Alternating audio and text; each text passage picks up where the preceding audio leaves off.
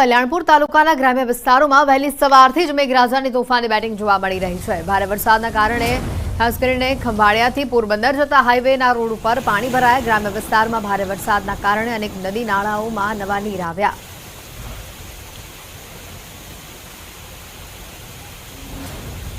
દેવભૂમિ દ્વારકા જિલ્લામાં વહેલી સવારથી મેઘરાજાએ તોફાની બેટિંગ શરૂ કરી છે, ત્યારે કલ્યાણપુર તાલુકાના ગ્રામ્ય વિસ્તાર સહિત હાઈવે રોડ ઉપર પણ પાણી ફરી વળ્યા છે। આપ સીધા દ્રશ્યો જોઈ શકો છો। દ્વારકા જિલ્લાના કલ્યાણપુર તાલુકાના આ હાઈવે રોડો છે, રસ્તાઓ છે તે જળમગ્ન થયા છે, ત્યારે ખેતરોમાં પણ હાલ પાણી ફરી વળ્યા છે। નદી નાળાઓમાં પણ હાલ ધસમસતા પાણીના પૂર આવી ચૂક્યા છે। ત્યારે હું આપને સીધા રસ્તાના જે દ્રશ્યો બતાવવાની કોશિશ કરીશ। ખંભાળિયાથી પોરબંદરને જતો રસ્તો છે તે રસ્તામાં હાલ ધસમસતા પાણીના પૂર આવી ચૂક્યા છે, ત્યારે વાહન ચાલકો તેમજ રાહદારીઓને પણ પારાવાર મુશ્કેલીનો સામનો કરવો પડી રહ્યો છે। મુકુંદ મોકરિયા, ન્યૂઝ 18 ગુજરાતી, દેવભૂમિ દ્વારકા। સતત વરસાદના કારણે ખંભાળિયાથી પોરબંદર જતા હાઈવે રોડ પર પાણી ભરાયા છે અને જેના કારણે વાહન ચાલકો પણ પરેશાન થયા છે। દેવભૂમિ દ્વારકા જિલ્લાના ગ્રામ્ય પંથકમાં વહેલી સવારથી જ મેઘરાજાની શાહી સવારી આવી પહોંચી છે, ત્યારે આપ સીધા દ્રશ્યોમાં જોઈ શકો છો। દ્વારકા જિલ્લાના આ હાઈવે રસ્તાઓ છે તે રસ્તાઓ પણ જળમગ્ન થયા છે। ખંભાળિયાથી પોરબંદરને જોડતા માર્ગ પર હાલ ધસમસતા પાણીના પૂર આવી ચૂક્યા છે। વાહન ચાલકો તેમજ રાહદારીઓને પણ પારાવાર મુશ્કેલીનો સામનો કરવો પડી રહ્યો છે। આપ સીધા દ્રશ્યો જોઈ શકો છો। રસ્તામાં હાલ ધસમસતા પાણીના પૂર આવી ચૂક્યા છે, ત્યારે આ બીજી તરફ રસ્તાની બાજુમાં આવેલા જે ખેતરો છે તે ખેતરો પણ પાણીમાં તરબોળ થયા છે। ખેડૂતોનો જે મગફળી સહિતનો પાક છે તે પાક પણ પાણીમાં ગરકાવ થયો છે। હાલ ખંભાળિયા તેમજ કલ્યાણપુર સહિતના જે વિસ્તારો છે તે વિસ્તારોમાં ધોધમાર વરસાદના કારણે અનેક નદી નાળાઓમાં પણ ધસમસતા પૂર આવ્યા છે। મુકુંદ મોકરિયા, ન્યૂઝ 18 ગુજરાતી, દેવભૂમિ દ્વારકા। દ્વારકા જિલ્લાના ઘણા ભાગોમાં ધોધમાર વરસાદ જોવા મળ્યો। ભાટિયામાં ભારે વરસાદ થયો, ગામ પાણી થઈ ગયું। ભાટિયાની બજારોમાં ધસમસતા પાણીના વહેણ જોવા મળ્યા। ગામની બજારોમાં નદી વહેતી હોય તેવા દ્રશ્યો સામે આવ્યા। સવારથી જ દ્વારકાના ઘણા ભાગોમાં વરસાદી માહોલ છવાયેલો જોવા મળ્યો। દ્વારકામાં જે વરસાદી માહોલ જોવા મળી રહ્યો છે, બજારોની અંદર પણ પાણી ભરાયેલા જોવા મળી રહ્યા છે। વધુ માહિતી મેળવીશું ફોનલાઈન ઉપર સંવાદદાતા મુકુંદ જોડાઈ ચૂક્યા છે। મુકુંદ, દ્વારકામાં જે રીતે વરસાદી માહોલ જોવા મળી રહ્યો છે, હાલ શું પરિસ્થિતિ છે? કેટલા ઇંચ વરસાદ વરસ્યો? જી, વાત કરીએ તો દેવભૂમિ દ્વારકા જિલ્લાના કલ્યાણપુર તાલુકાના ભાટિયા ગામે વહેલી સવારથી જ વરસાદી માહોલ વચ્ચે મેઘરાજાએ તોફાની એન્ટ્રી શરૂ કરી હતી। બપોરના સમયે વરસાદે ધોધમાર વરસાદ વરસતા ભાટિયાની જે મુખ્ય બજારો છે તેમાં ગોઠણસમા પાણી વહેતા થયા હતા।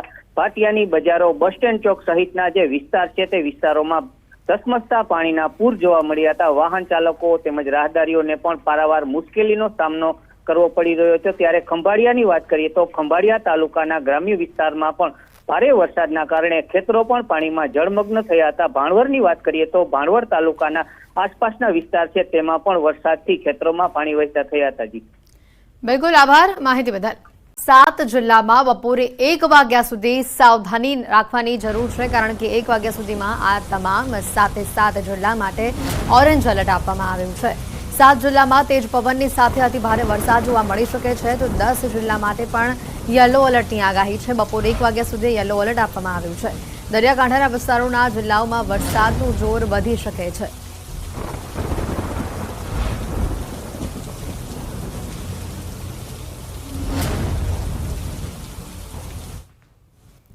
રાજકોટ જિલ્લાના ધોરાજી તાલુકાના હળમતિયા ગામમાં ધોધમાર વરસાદ થયો। હળમતિયા ગામમાં વહેલી સવારથી જ વાદળછાયું વાતાવરણ જોવા મળ્યું અને ધોધમાર વરસાદની શરૂઆત થઈ। ધોધમાર વરસાદના પગલે નદી નાળાઓ, ચેકડેમો છલકાયા। હળમતિયા ગામ ધોધમાર વરસાદના પગલે ધરતીપુત્રોમાં આનંદની લાગણી પણ જોવા મળી।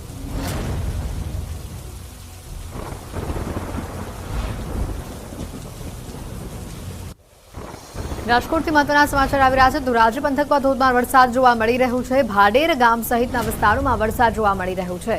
આ વરસાદને લઈને નદી નાળા, ચેકડેમો છલકાયા છે। ખેતરોની અંદર પણ પાણી ભરાયા હોવાના કેટલાક દ્રશ્યો સામે આવી રહ્યા છે। ભાડેરમાં અનરાધાર વરસાદ અને વરસાદના પગલે ખેતરો પણ પાણીથી તરબતર થયેલા જોવા મળ્યા।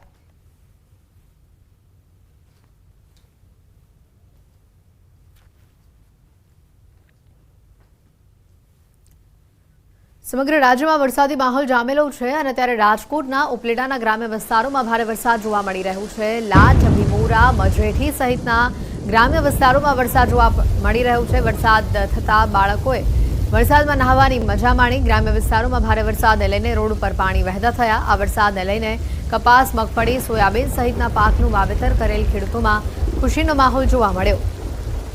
વધુ માહિતી મેળવીશું. ફોન લાઈન ઉપર મુનાફ સંવાદદાતા જોડાઈ ચૂકેલા છે. મુનાફ, રાજકોટમાં જે વરસાદી માહોલ જામેલો છે, ગ્રામ્ય વિસ્તારોમાં પણ વરસાદ જોવા મળી રહ્યો છે. ખેડૂતો આ વરસાદથી ખુશ છે.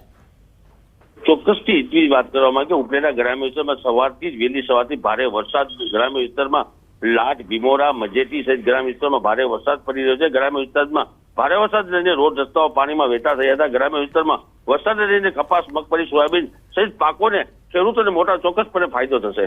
જી મુનાફ, હજી આ વિસ્તાર માટે કેવા પ્રકારની આગાહી હવામાન વિભાગે આપી છે?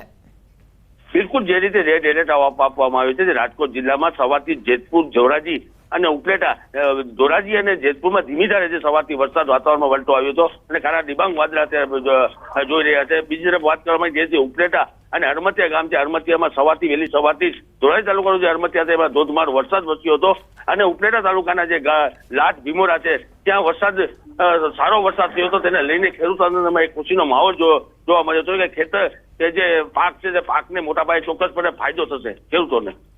આવાસોનું ખાતમુહૂર્ત કરવામાં આવી રહ્યું છે. શ્રમિક બસેરા પોર્ટલનો શુભારંભ કરવામાં આવી રહ્યો છે.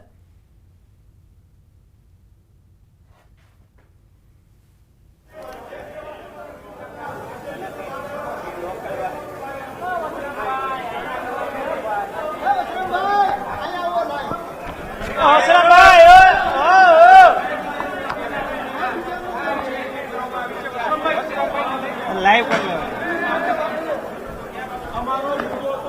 રાખો બાપુ.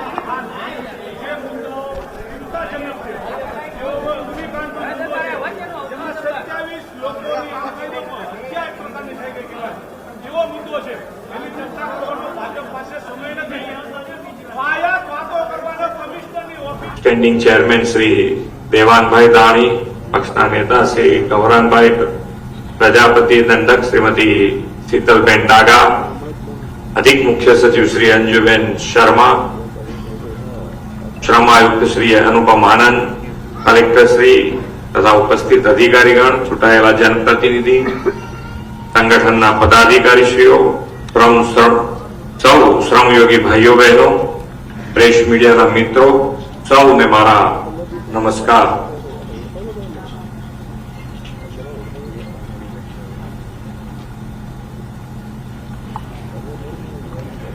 લાઈન નહીં આપડતો એ કે મેં આમ પાછળમાં છે.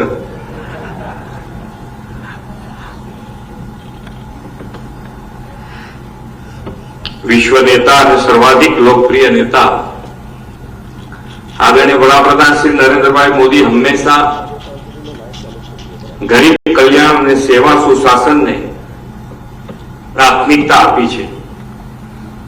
મોદી સરકારની દરેક યોજના કેન્દ્રમાં સામાન્ય માનવી, ગરીબ વર્ગનો જ ખ્યાલ રાખવામાં આવે છે.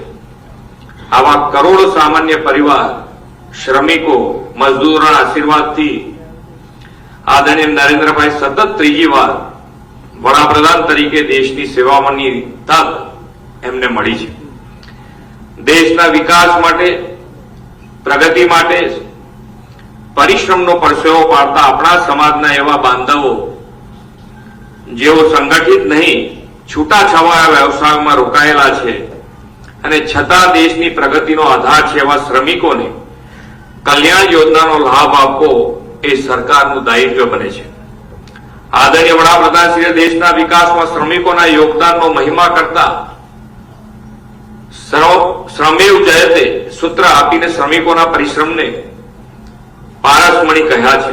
ભારતીય જનતા પાર્ટીની કેન્દ્રની સરકાર હોય કે રાજ્યની સરકાર હોય, પંડિત દીનદયાળજીના હર હાથ કો કામ, હર કામ કા સન્માનના મંત્ર સાથે શ્રમિક કલ્યાણ માટે પ્રતિબદ્ધ છે. ગુજરાત દેશનું ગ્રોથ એન્જિન બન્યું છે. તેમાં બાંધકામ શ્રમિકોનો ફાળો પણ અમૂલ્ય છે.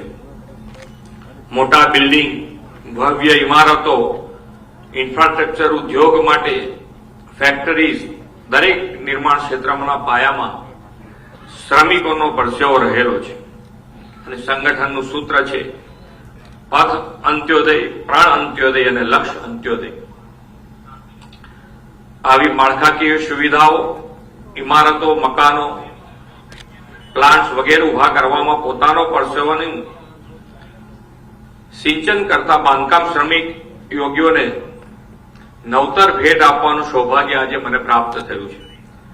આ એવા શ્રમયોગીઓ છે કે જે મોટી ઇમારતો ઉભી કરે છે પણ પોતે આશ્રયસ્થાન વિહોણા છે, જેનું કોઈ નહીં. તેના આદરણીય નરેન્દ્રભાઈ મોદી એ વાતને સાકાર કરતા ગુજરાતમાં આપણે તેમના માર્ગદર્શનમાં આવા અસંગઠિત શ્રમિકોને મૂળભૂત સુવિધા સાથે કામ ચલાવો આવા શ્રમિક બસેરા યોજનાથી આપવાના છે. અમદાવાદ, ગાંધીનગર, વડોદરા અને રાજકોટ આવા 17 શ્રમિક બસેરા નિર્માણ થશે. રાજ્ય સરકાર શ્રમિકો માટે આહાર, આરોગ્ય, આવાસ અને આવક ઉપલબ્ધ કરાવીને તેમના જીવન ધોરણના પાયા મજબૂત કરવા પ્રયત્નરત છે. ઢાળ, તાપ, વરસાદમાં કામ કરતા બાંધકામ ક્ષેત્રના શ્રમયોગીની વિશેષ ચિંતા શ્રી નરેન્દ્રભાઈ મોદી સાહેબે કરી છે. રાજ્યમાં બાંધકામ શ્રમિકોને આવાસ સાથે આહાર મળે તેવી વ્યવસ્થા પણ શ્રમિક અન્નપૂર્ણા યોજના દ્વારા વડાપ્રધાનશ્રીના માર્ગદર્શનમાં વિકસાવી છે. શ્રમિકોને 5 રૂપિયામાં ના રાહત દરે સ્વાસ્થ્યપ્રદ ભોજન ઉપલબ્ધ કરાવવા માટે રાજ્યમાં લગભગ 290 થી વધુ ભોજન કેન્દ્રો પરથી 2,54,00,000 ભોજન વિતરણ થયું છે. વડાપ્રધાનશ્રીએ કોરોના મહામારીના કપરા કાળમાં દેશમાં કોઈ ગરીબ ભૂખ્યા પેટે સૂવે નહીં તેની ચિંતા કરીને પ્રધાનમંત્રી ગરીબ કલ્યાણ અન્ન યોજના શરૂ કરાવી છે. તેનો લાભ પણ આપણે અસંગઠિત ક્ષેત્રના કામદારોને આપીએ છીએ.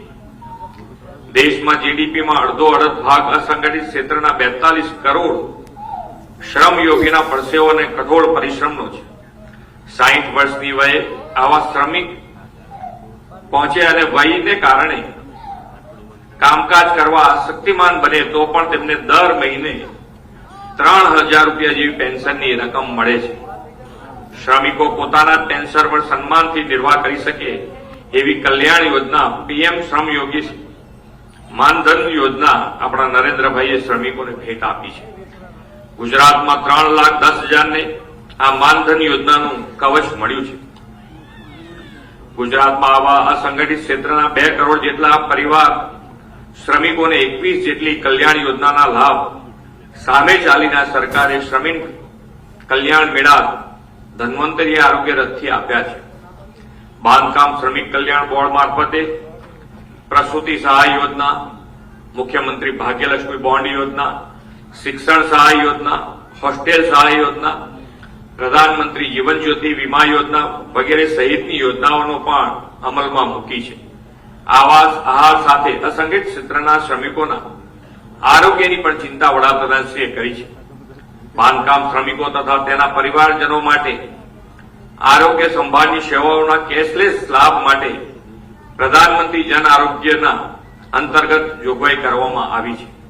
વડાપ્રધાન શ્રી નરેન્દ્રભાઈ વિકસિત ભારતના નિર્માણનો સંકલ્પ 3.0 સરકારમાં સાકાર કરવા નિર્ધાર કર્યો છે. ગુજરાત તો તેમના દરેક સંકલ્પને પાર પાડવામાં અગ્રેસર રહેલું રાજ્ય છે.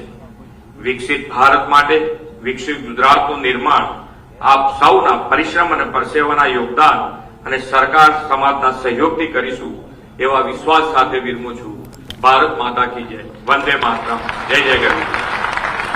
ખૂબ ખૂબ આભાર માનનીય મુખ્યમંત્રી શ્રી આપના આ પ્રેરણાદાયી ઉદબોધન માટે. અને હવે આજના કાર્યક્રમમાં સમય છે શ્રમયોગીઓને વિવિધ યોજનાના લાભ વિતરણનો.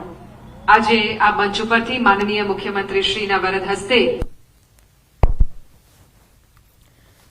શ્રમિકો માટે આવાસોનું ખાતમુહૂર્ત કરવામાં આવ્યું. શ્રમિક બસેરા પોર્ટલનો શુભારંભ કરવામાં આવ્યો. અમદાવાદના જગતપુરમાં શ્રમિક બસેરા યોજના 15,000 શ્રમિકો માટે હંગામી આવાસોનું ખાતમુહૂર્ત કરવામાં આવ્યું. પંડિત દીનદયાલ ઉપાધ્યાય હોલ ખાતે બોડકદેવ ખાતે સીએમ ભૂપેન્દ્ર પટેલના હસ્તે આ ખાતમુહૂર્ત કરવામાં આવ્યું. શ્રમિકો માટે આવાસોનું ખાતમુહૂર્ત, તેઓને પડતી તમામ જે તકલીફો છે ત્યાં શ્રમિક બસેરા યોજનાથી પ્રાપ્ત થાય છે.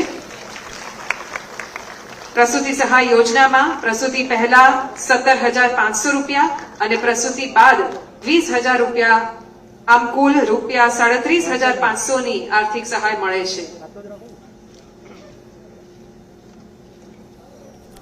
ત્યાર પછી રાજેશભાઈ દેવજીભાઈ મહેરિયા પરિવહન યોજના અંતર્ગત તેમને પાસની રેપ્લિકા અત્રેથી પ્રાપ્ત થાય છે.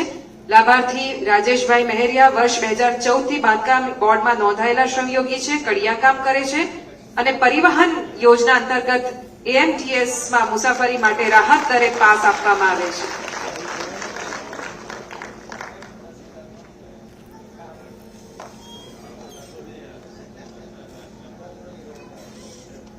સુરેશભાઈ પ્રભુભાઈ પ્રજાપતિ તેમને પણ પરિવહન યોજના અંતર્ગત પાસની રેપ્લિકા પ્રાપ્ત થાય છે. સુરેશભાઈ બિલ્ડિંગનું કામ કરે છે અને 2023 થી નોંધાયેલા શ્રમયોગી છે. તેઓ નરોડા ખાતે રહે છે. AMTS નો આ પાસ. ત્યાર પછી હિત મહેન્દ્રભાઈ મેઘાણી લાભાર્થી મહેન્દ્રભાઈ મેઘાણી વર્ષોથી ટાઇલ્સ ફિટિંગનું કામ કરે છે અને તેમના પુત્ર હિતને BEIT ના અભ્યાસ માટે રૂપિયા 50,000ની શિક્ષણ સહાય આપવામાં આવે છે. વિદ્યાર્થી institute of technology and research centre Kalol ખાતે અભ્યાસ કરે છે.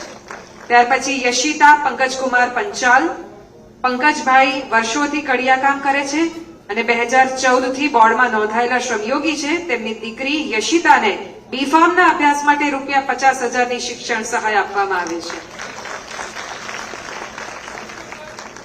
ત્યાર પછી મીના કનુભાઈ રાવત લાભાર્થી કનુભાઈ બાંધકામ ક્ષેત્રે કામ કરે છે અને તેમની પુત્રી મીનાને ધોરણ 10 માં નિવાસી શાળા અભ્યાસ માટેની સહાય રૂપિયા 16,500 પ્રાપ્ત થાય છે.